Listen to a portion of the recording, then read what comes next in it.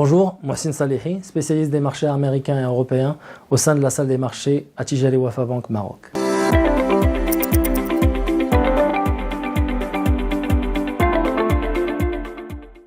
En 2024, les marchés boursiers mondiaux seront influencés par plusieurs facteurs majeurs. Tout d'abord, la politique monétaire des grandes banques centrales, telles que la Fed et la BCE, jouera un rôle central. Ensuite, les élections américaines avec la perspective de duel Biden-Trump susciteront également une grande attention. Enfin, l'innovation technologique, notamment dans le domaine de l'intelligence artificielle, continuera à façonner la croissance de certains secteurs et entreprises.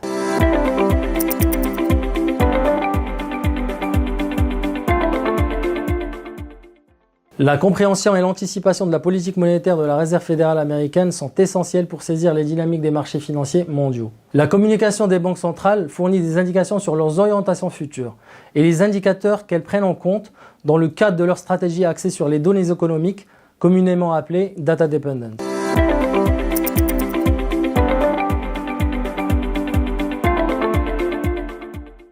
Plusieurs aspects méritent une attention particulière.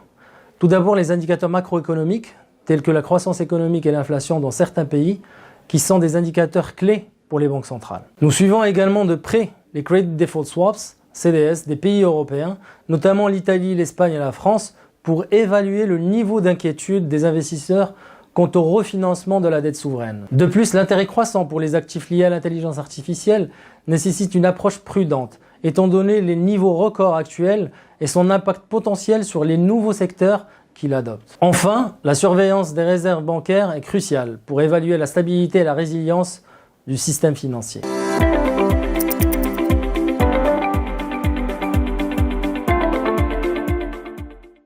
Bien que l'Afrique dépende largement de l'exportation des matières premières brutes, elle pourrait profiter de l'intérêt croissant des investisseurs étrangers.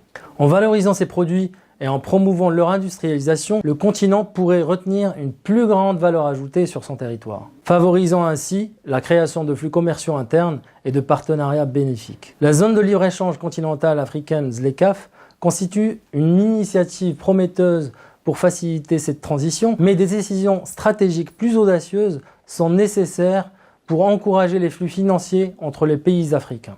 Une proposition intéressante pour renforcer le potentiel financier de l'Afrique serait la création d'un indice boursier africain similaire à l'Eurostoxx, consolidant ainsi les performances des marchés africains et accroissant leur visibilité et leur crédibilité.